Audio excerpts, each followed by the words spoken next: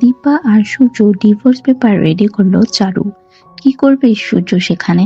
সই করবে নাকি চারুকে মুখের উপর বলে দিবে যে এটা সে কখনোই করতে পারবে না?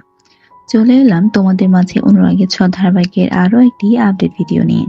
ভিডিওটি দেখার আগে আমাদের চ্যানেলটি সাবস্ক্রাইব করবেন। সূর্য দেখে তাদের ডিভোর্স পেপারও তৈরি করে ফেলেছে চারু, আর সেটা দেখে সোজা রেগে গিয়ে সূর্য চারুকে বলে, তোমার সাহস কিভাবে হলো এটা করার? তুমি এগুলোর মধ্যে কেন ঢুকছো চারু?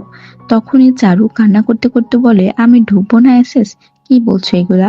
তাহলে আমাদের বিয়ে হবে কিভাবে? তোমার আর এসির ডিভোর্স না হলে আমাকে তুমি বিয়ে করবে না?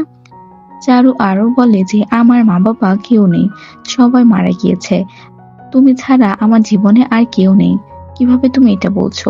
বলো এসএস, তুমি কি এসটি কে ডিভোর্স দিবে না?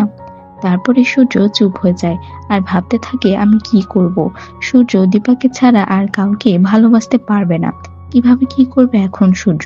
চারুকে বিয়ে করার জন্য দীপাকে কি ডিভোর্স দিয়ে দিবে, নাকি চারুকে বিয়ে করবে না?